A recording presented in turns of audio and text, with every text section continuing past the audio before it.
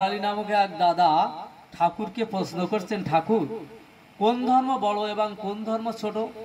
ঠাকুর বলছেন, আপনি কি কন?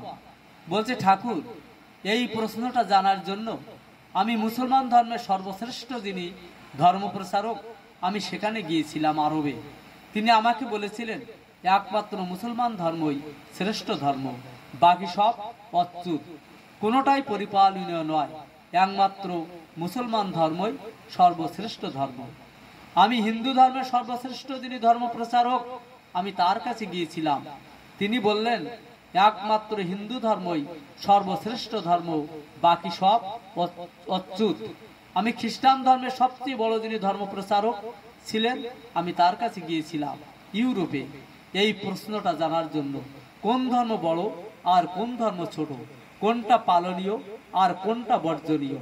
তখন ওই ইউরোপের যিনি খ্রিস্টান ধর্মের প্রচারক তিনি বলেছিলেন একমাত্র খ্রিস্টান ধর্মই সারা পৃথিবীর শ্রেষ্ঠ ধর্ম, বাকি সব অচ্যুত।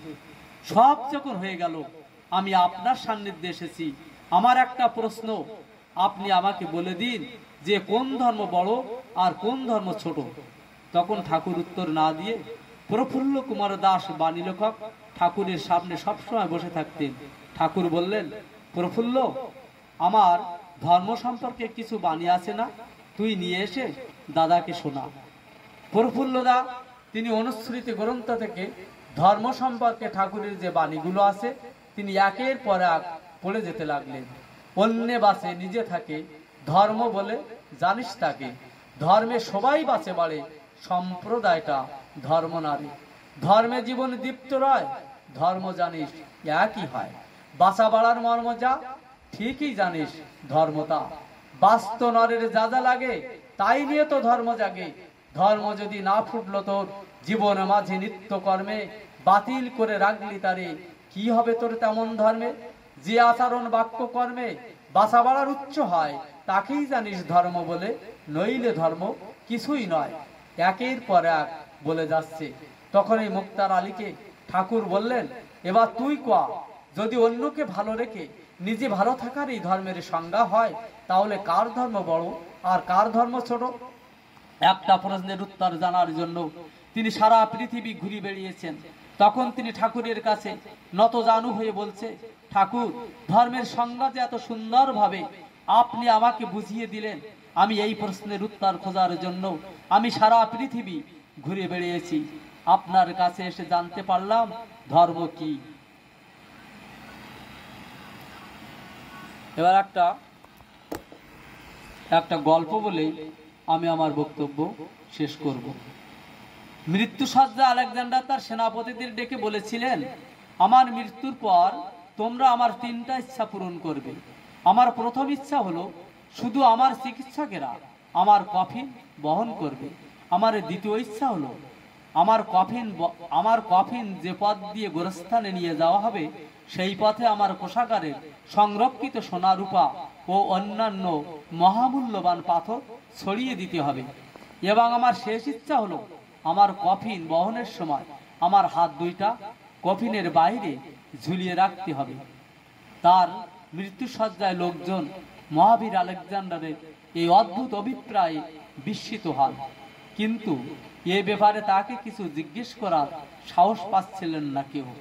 তখন তার একজন সেনাপতি তার হাতটা তুলে ধরে চুম্বন করে বললেন, হে মহামান্য, অবশ্যই আপনার সব ইচ্ছা পূরণ করা হবে, কিন্তু আপনি কেন এই বিচিত্র ইচ্ছা ব্যক্ত করলেন?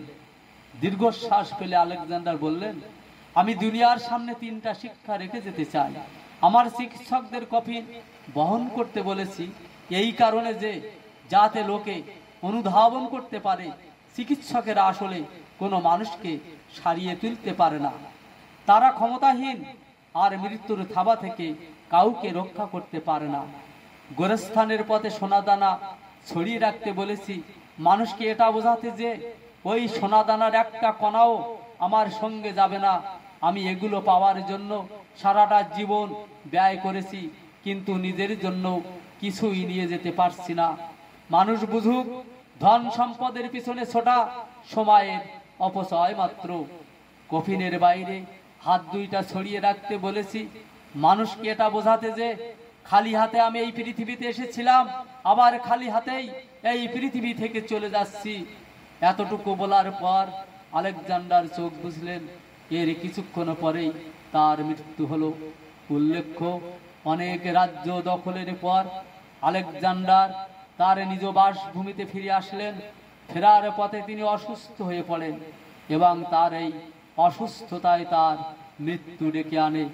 মৃত্যুর মুখোমুখি হয়ে আলেকজান্ডার অনুভব করলেন তার যুদ্ধ জয়, তার বিখ্যাত সেনাবাহিনী, তার তরবারি এবং তার অর্জিত সকল সম্পদ কতটা মূল্যহীন। মহাবীর এই আলেকজান্ডারের এই গল্প থেকে আমরা কিছু শিক্ষা পাই। সময়ের সাথে সাথে সব জীবন শেষ হয়ে যায়, মৃত্যু অপরাজিত, এটা সত্য। আর সময়ের সাথে সাথে সময়ের মধ্যে আমাদের সব কিছু শেষ হয়ে যায়, তবে জীবন আপনাকে আপনার কৃতকর্ম ফিরিয়ে দেবে। আপনি ভালো কিছু করলে ভালো কিছু প্রতিদান আপনি পাবেন। আপনি কারোর সাথে খারাপ আচরণ করলে আপনার সাথে খারাপই হবে, আজ হোক আর কাল হোক। জীবন কাউকে ফেরায় না, জীবনে আপনি ছাড়া আপনার আপন কেহ নেই। সত্যি কেহ আপনার আপন নয়। বাবা মা, ভাই বোন, বন্ধু বান্ধব, এরা কেহই সারা জীবন আপনার পাশে সব সময় থাকবে না। তাই সবার আগে নিজেকে প্রায়োরিটি দিতে শিখুন। জীবন চিরস্থায়ী বলতে কিছুই নেই।